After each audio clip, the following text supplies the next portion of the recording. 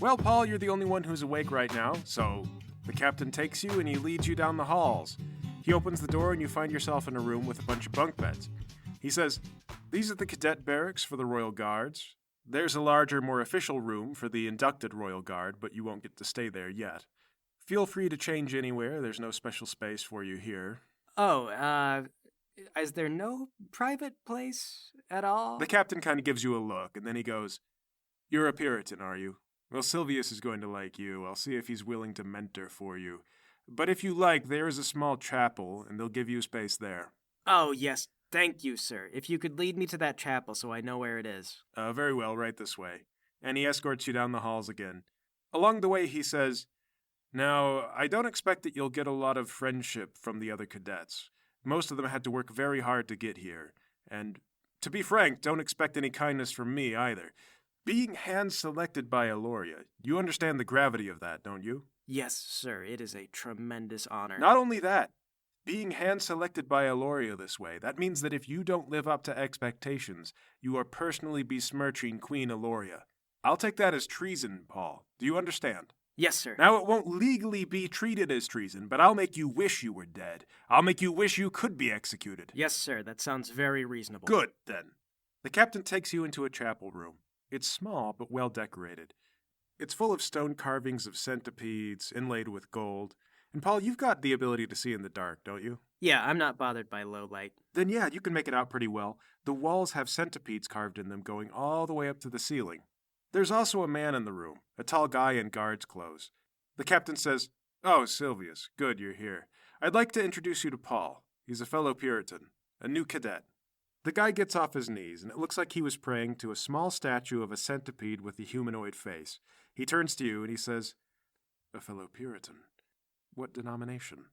Oh, it's a bit of an independent sect, sir. My family believed that the body is a temple, the self is a temple of sorts, with the soul is shrined. "The body is holy, for I reside within thee." Yes, sir. I've probably heard that about 1,000 times. I've always had a great deal of respect for the Enfelitans.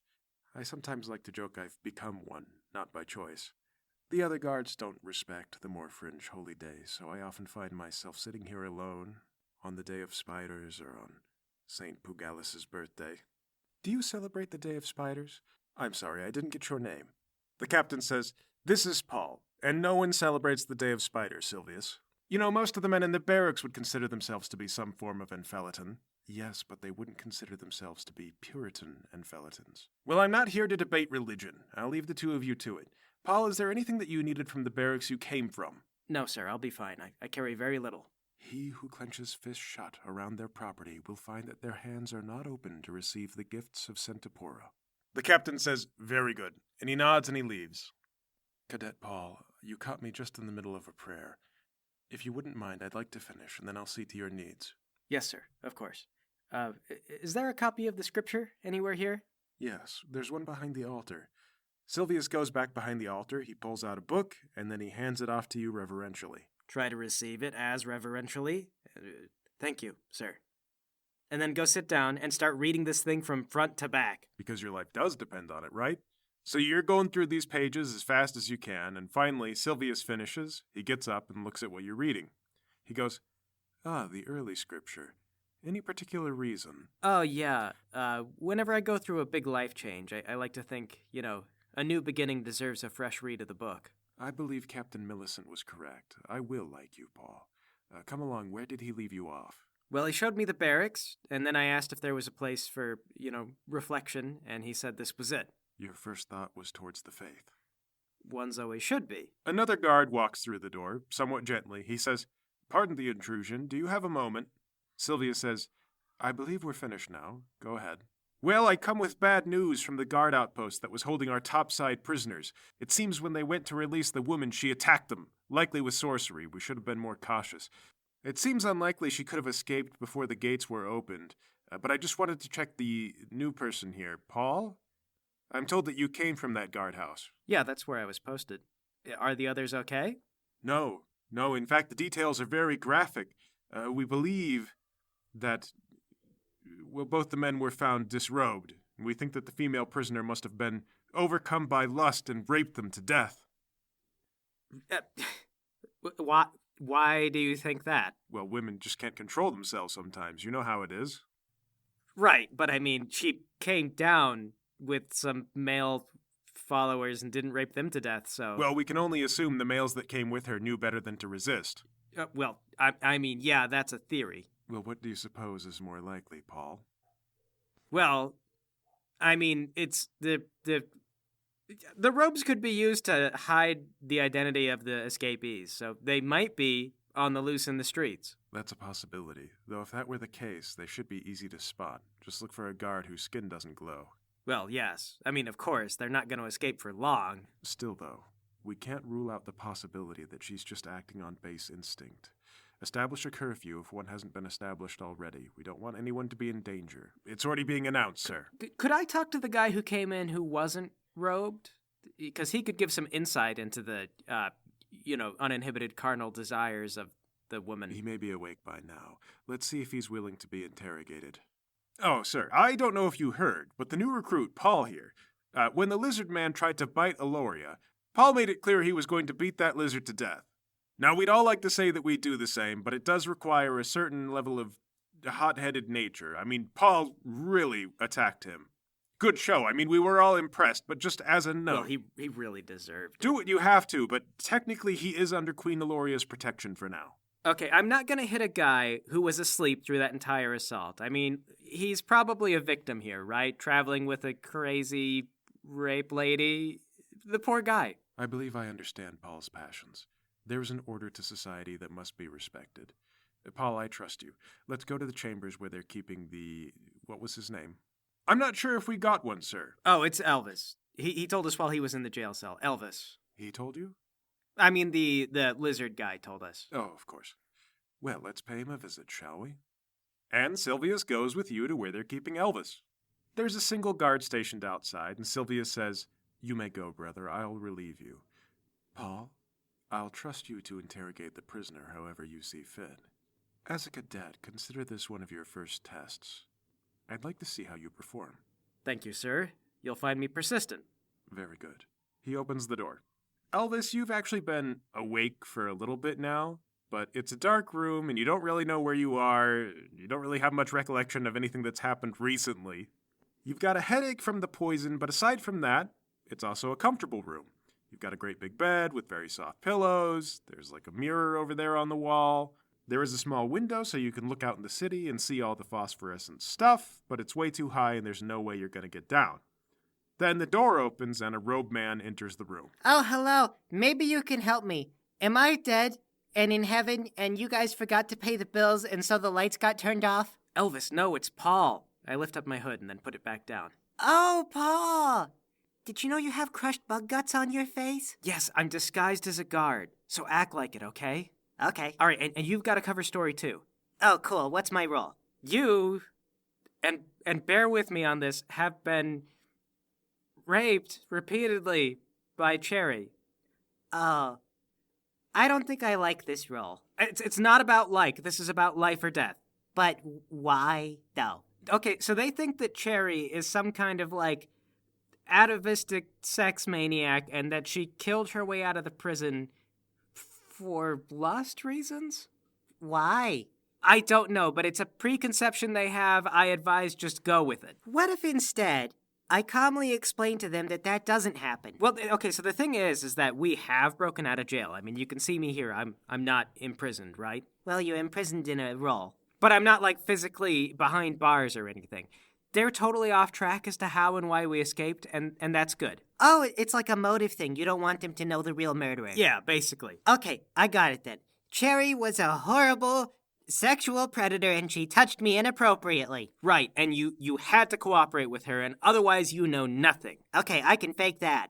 Yeah, I bet you can. Okay, cool. When do we escape? All right, here's the other thing. I want to stay in disguise for a while. The Queen talked about having captive cat people. And I don't know who they are. Oh, it could be your parents. I mean, it is unlikely that they're my parents. Okay, but they're innocent and they could be your parents. I don't think they are, but I want to meet them. I want to find out why they're here. How long have they been here? You know, lots of They important mysteries probably- about the surface. They probably have been here since your parents vanished because they are your parents. You hear something slam against the door. No, heck, what was that? I don't know. There should be a guard out there. Okay, act cool. I go and I hide under the bed. Paul, what are you doing? I'm hiding. Just act cool, okay? Act like everything's fine. Okay, all right, I strike a casual pose. All right, so there you are, standing there, looking cool, looking normal. And then, poof! There's a puff of smoke, and then it's hard to make him out in the gloom, but standing there is Torvald. He's got his scimitar out, and there's blood dripping off the end of it. All right, we're not going to mess around, he says. You're going to tell me who sent you, how you got down there, and how many teams are involved. Cherry sent me, and she has been violently raping me for the past 3 months. What? Roll out from under the bed and kick Torvald in the shin. It's dark and Torvald is not expecting you. You kick him in the shin. Ah! He jumps up and he grabs his leg. And all right, we're at the top of 12. Paul, you're up again. All right, I grab him by the ankles and then just kind of ram my shoulders into his shins. All right, Torvald is grabbed and falls to the ground with you holding him. Elvis. I just run over and I punch him. All right, you run over and just pop, give him a shiner right below the eye. Torvald tries to kick you off him, Paul. Where'd you come from? Kick, kick, kick. You can't get free. So, Paul, back to you. All right, climb up and sit on him and then start slamming his head on the floor. Who hired you? Where did you come from? How did you get down here? The Queen of the Dungeon City sent me. Elvis, over to you. Liar! I work for the Queen of the Dungeon City and she doesn't exist! I punch him again. Okay. I work with someone in a group called the Curator's Order. Who? I grab his sword arm in a joint lock. They call him Fat Boy Slim, and he's... I twist. You hear a pop as you likely pull something out of the joint. Okay. I work for a guy named Namir. Oh, I know who that is. What is Namir? What is... Why? Because the people down here have built a city around the bottommost part of the dungeon. So? What does that have to do with Namir? Because he's a curator. I don't know exactly. They get promoted based on knowing things. Okay? Hey, you can teleport. How come you haven't teleported away yet? I can't take anybody with me, and you guys are sitting on me. Yeah, well, go for his ankle and then twist. Look, come on. I'm cooperating. Yeah, we'll call it insurance. Now you can't run off. Elvis, get the door. You go to open the door, and it's still locked from the inside. All right, I'm going to pick up Torvald's scimitar since he's not using it anymore, and I'm going to kick the door down. All right, you give it one swift, hard kick until you realize this is a heavy door, intended to keep someone locked in. But then you hear the lock switch from the outside. The door now opens easily, but you find Silvius lying on the ground, bleeding from the stomach. Seems he made considerable effort to get the keys to the door, and now he is slumped back over against the wall. Brother, are you okay? Oh my god, is Torvald your brother? No, he means me, you idiot. Look out. All right, the damage looks pretty bad. Silvius says, I need a healer. Okay, Elvis, cut some strips off of Torvald's robe, and then go get help. Okay, I cut some strips off Torvald's robe, and then I hand them to Paul. Where do I go? Find any of the women in guards' outfits. They should have basic paramedics magic to stop the bleeding. You got it. And I run off. All right, I'm going to try to use these strips of cloth to help stop the bleeding as well as possible. Okay, while you're doing that, Torvald goes poof, and then poof, and he appears in the hall, and then poof, and then poof. And this continues until he's out of sight. Paul, Silvius grips your hand. He says, I feel sick. Yeah, that's the blood loss talking. You'll be all right. Just hang in there. All right, Elvis, as you're running down the halls, you come across a pair of women. They're wearing armor. It's like leather corsets with shoulder pads and stuff, but also like parachute pants with lots of zippers. It's a style thing. One says, Hey, stop! Why are you naked? The guard outside my bedroom got stabbed. You're Aloria's prisoner from the surface. Yeah, there was that, and I was sexually assaulted by Cherry, and then there was a prison shanking, but I didn't get shanked. The guard got shanked. Where? And then they follow you back to Silvius. They say, stand back. Sagwa sanfa, and they begin to, stabilize his wounds. The whole rest is kind of a blur. By the time they've stabilized everything, they've got 2 guards outside of Elvis's room. They've interrogated you guys about what happened. I assume you tell them that Torvald attacked? Yep, he's no friend of ours. Captain Millicent says, I knew we shouldn't have let him walk around without escort. It'd be his death sentence if he tried anything, we thought. This is all getting out of hand. We've lost the Catman and the woman. Now Torvald is on the loose. At least the Lizard Man is in chains. I tried to break his ankle, sir. I thought it might slow him down, but I guess not. You did enough. He's disarmed now, he's injured and on the run, and Centopora willing. Silvius is going to live thanks to you. Now, I know I say you weren't liable to make a lot of friends, having been elevated so fast, but now I see I was wrong to judge you. I should have seen Aloria's wisdom. Thank you, sir.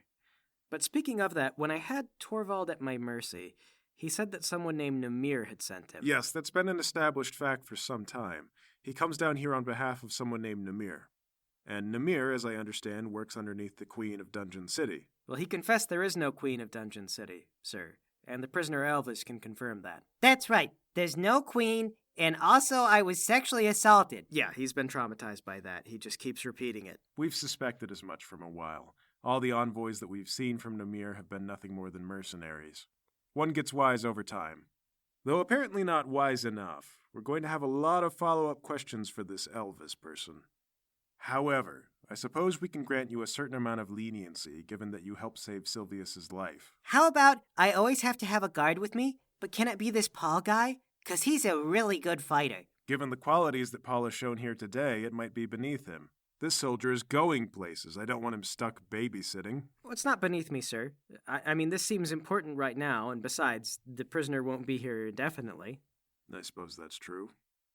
All right, Paul, you're hereby assigned to Elvis. Stay with him at all times, make sure he stays out of trouble, keep him in line with the rules. Yes, sir. Thank you, sir. All right, the rest of you fan out, see if you can find Torvald. Let's hope he hasn't gone far.